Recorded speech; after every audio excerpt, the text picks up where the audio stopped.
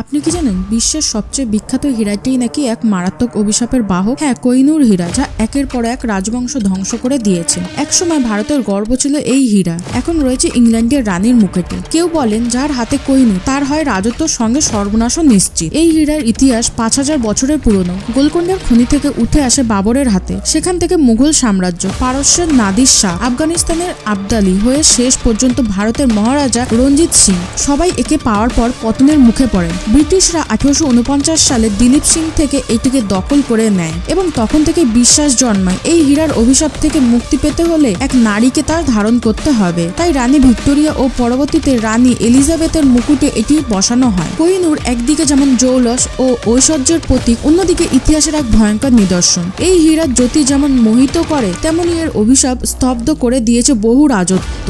এই অভিশপ্ত ইতিহাস কি আপনাকে অবাক করেছে? কমেন্টে জানান।